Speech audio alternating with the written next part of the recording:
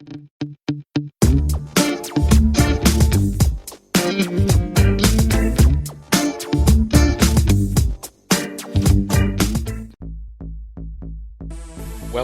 to another day in the arena here at Tibalt's Apprentice. Today's lesson is, well, you'll see it soon enough. What doesn't kill us makes us stronger. Yeah, that's it right there. Suddenly realized that my deck was out of date, and not that I'm using Brothers War cards, but rather some very simple tips and tricks here to basically just gain an extra turn. In a deck this fast, that 2 mana provided by the Burning-Tree Emissary suddenly makes a huge flippin' difference. So, we're almost to the end of my new song that I just started here. You can barely hear the background, it doesn't matter anyhow. And I'm dead. Or at least, well, I will be in a moment. But anyhow, with that simple lesson learned, instead of complaining about it, instead of being angry, oh, I'm talking over my commercial. Yeah, so anyhow, if you buy singles, use the Tibalt's Apprentice link at tcgplayer.com.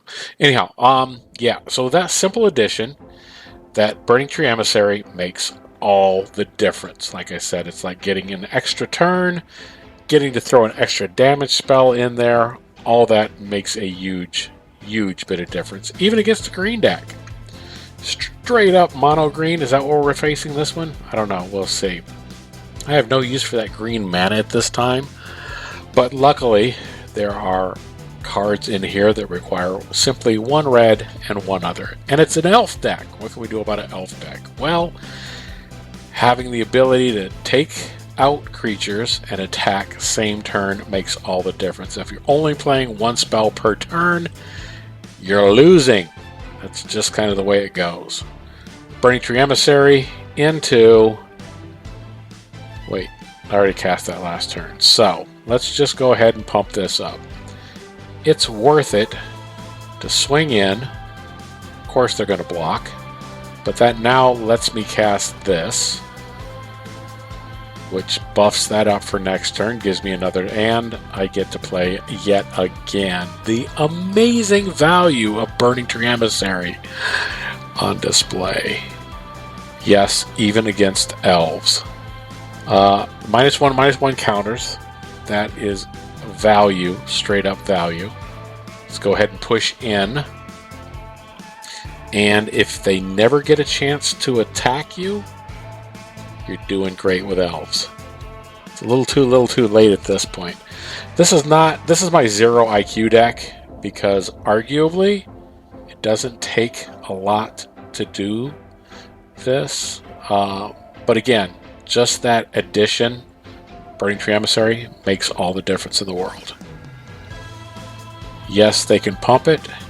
Yes, that kills my creature, but it lets me cast more things off the top of my deck, and there is that spy. Yeah, as long as we stay ahead of them on damage and land, we got it. So anyhow, yeah, it's a 0 IQ deck. It's just red rush deck. But I basically got a turn walk. I got an extra turn out of that. And I think that's it, but there is still more to be played with this deck. This gives me more mana. This gives me even more mana. This gives me even more mana. Well, they got tired of it. I probably would be too. Moving on to the next game, it's going to be the same thing, but again, we got that Burning-Tree Emissary in our opening hand. And white-green, if you've seen the meta lately, you know what's coming. It was either that or Selesnya, elves, or rather squirrels. But being able to take things out early, swing. 2 spells on the turn 2, awesome. Going to have to keep the board clear. Those -1/-1 counters are way more effective than you think they are. They really are. It makes a huge difference. Alright, so we do this. Not going to get extra mana off that, but that damage, lowering the mana cost, makes also a difference. This is sad, because, you know, we're sure to have had him that turn. Except with this, that gives me 4 mana, and leaves the way wide open. Well, okay, you kind of see where this is going. Despite my feelings personally on Arena, instead of complaining about it, I decided to actually sit down and think about it. I've got that Burning-Tree Emissary every time since I put it in there. Oh, that's a bad thing. But it's not 1-for-1 if I can drop the Burning-Tree Emissary, followed by the Steam-Kin. So even if they have single removal, it's going to put them behind on it. They're going to eat something. Well, snacky snack. And I'll just burn through it. Let's get this on the board. Gives me a chance to cast another card. That reduction of mana as well as mana producer makes the difference. Snacky snack. Here we go again. Luckily, not within range. Could they have eaten something else? Maybe they didn't have the creature to eat. Straight damage, and then to the face, and then a couple more damage. Yeah. I'm not claiming that this deck is, you know, highly intelligent. I did call it 0 IQ. I can afford to lose a land card just to keep the board clear, down to 7. This should be an easy game to mop up now. Shieldred.